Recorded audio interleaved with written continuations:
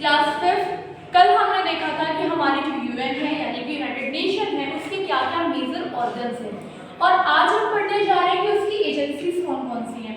यानी कि एक ऐसी एजेंसीज होती है यूएन के पास जो अपने खुद के रूल्स को सेट करती है और खुद से रेगुलेट होती हैं।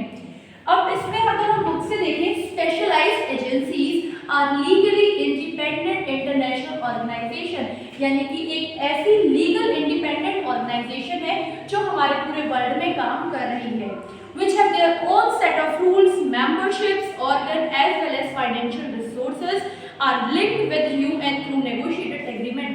और ये लोग जुड़ी हुई है किससे? यूएन से। किस वजह से? एक एग्रीमेंट के तहत, यानी कि वो सारी जो जितनी भी एजेंसीज होंगी वो सारी यूएन से जुड़ी हुई है। पहली एजेंसी हमारी होती है UNICEF. U means united and nation, I international, C children, E emergency and F fund, यानी कि एक ऐसी ऑर्गेनाइजेशन जो चिल्ड्रंस के वेलफेयर के लिए बनाई गई है, चिल्ड्रंस के प्रोटेक्शन के लिए बनाई गई है, उनके राइट्स के प्रोटेक्शन के लिए बनाई गई है। So it's headquarter is in New York, यानी कि इसका हेडक्वार्टर कहाँ पर है? न्यूयॉर्क में है। हेडक्वार्टर याद करने पड़ेंगे क्योंकि ये क्वेश्चंस पेपर में आएंगे। Next is our world health organisation. Second one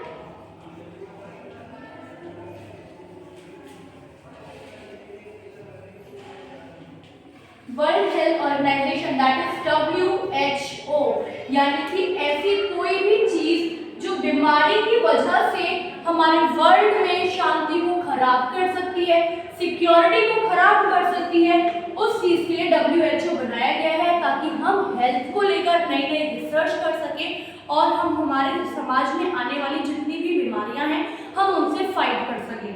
So WHO was established in 1948. Its headquarters is located in Geneva, and Geneva is in Switzerland. यानी कि हमारा जो WHO का हेडक्वार्टर है वो जेनेवा स्विट्जरलैंड में है। Its work for improving public health and developing means of combating several illness, यानी कि जो भी ऐसी बीमारी आ जाए हमारे यहाँ पर, जैसे कि अभी कोविड-19 का टाइम पीरियड जब चल रहा था तो उस टाइम पे WHO ने भी अपनी बहुत अहम भूमिका निभाई थी ताकि वो इन बीमारियों से लड़ सके। तो जो भी हमारी बीमारियां ऐसी आएंगी जो हमारे पूरे वर्ल्ड की शांति को खराब कर दे या उसकी सिक्योरिटी को खराब कर दे, सेफ्टी को खराब कर दे, ऐसे में WHO ऑर्गेनाइजेशन अपना काम करती है। And next one is international monetary fund, that is IMF, international monetary fund. Monetary is related to money, यानी कि जब भी किसी कंट्री को पैसे की जरूरत होगी अपने डेवलपमेंट के लिए तो वहां पे IMF काम करेगा। It is an organisation of 190 member country. IMF provide financial aid to the countries in need and promotes international trade, यानी कि ये जिनको भी कंट्री को पैसों की जरूरत होगी उनको पैसे देगा, एज वेल एज ट्रेड में इनको मदद करेगा। यानी कि एक जगह से दूसरे जगह सामान जब जाता है, हमारा ट्रेड होता है, व्यापार होता है, तो ऐसे भी हमें करेंसी चाहिए होती है। अगर हम अमेरिका से कोई सामान खरीद रहे हैं तो हम उनको इंडियन रुपीज तो नहीं देंगे, हम उन्हें अमेरिकन डॉलर देंगे। तो ऐसे ही वो जो डॉलर हमें मिलेगा वो कौन हमें प्रोवाइड करेगा? IMF प्रोवाइड करने का काम करेगा। Its headquarter is located in Washington DC, और इसका हेडक्वार्टर कहाँ पर है? वॉशिंगटन DC में। Next one is food and agriculture organisation, FAO। अब ये वाला ऑर्गेनाइजेशन किसने काम करता है? ताकि हमारे जितने भी फूड से जुड़ी, एग्रीकल्चर से जुड़ी जो भी प्रॉब्लम्स है वो यहाँ पर सॉल्व हो सके। Its headquarter is located in Rome, Italy, यानी कि इसका जो हेडक्वार्टर है वो इटली में लोकेटेड है। This organization helps in eradicating extreme poverty and hunger, जितनी भी हमारे यहाँ पर पॉवर्टी चल रही है, गरीबी चल रही है, भूखमरी चल रही है, लोग भूखे सो रहे हैं, तो उन सब चीजों को सॉल्व करने के लिए FAO जैसी ऑर्गेनाइजेशन बनाई गई है। The motto of FAO is let there be bread, यानी कि हर किसी के पास रोटी हो। ब्रेड का मतलब वो वाली ब्रेड नहीं होती, ब्रेड का मतलब रोटी होती है। Its chief aim is to provide food security for all, यानी कि सभी को फूड सिक्योरिटी का कहने का मतलब है कि सबके पास खाना होना चाहिए। सबके पास सिर्फ खाना नहीं होना चाहिए, उनको खाने के लिए उनके पास पैसे भी होने चाहिए। यानी कि आपने खाना बना दिया लेकिन आपके अफोर्डेबल होना चाहिए, हम उसको अफोर्ड कर सकें, हमें वो अवेलेबल होना चाहिए, एज वेल एज वो हमारे लिए न्यूट्रियस होना चाहिए, यानी कि पोषण वाला होना चाहिए। Next is ILO। Fifth one is ILO।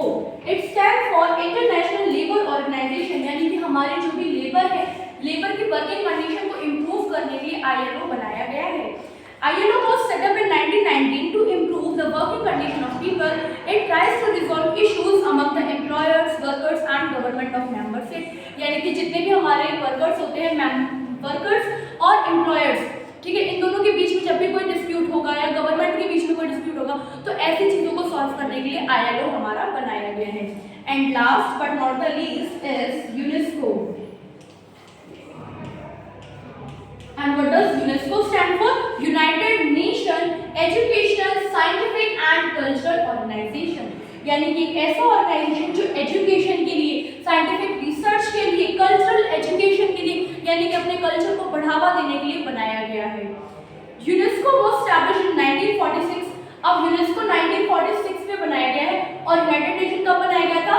1945 में। तो ये 1946 में हमारा बनाया गया था और इसका हेडक्वार्टर कहाँ पर है? पेरिस में।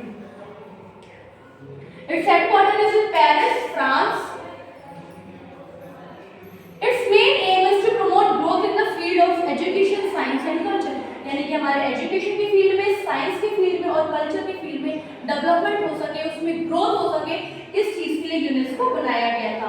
The UNESCO work toward preserving the natural and cultural heritage in many countries। यानी कि हमारी जो भी कंट्रीज हैं उनमें कई चीजें ऐसी होती है जो हमें नेचर ने दी है और उस चीज को प्रोटेक्ट करने के लिए, उस चीज को सिक्योर करने के लिए यूनेस्को वहाँ पर काम करता है। This was all about our chapter and with this our chapter is finished।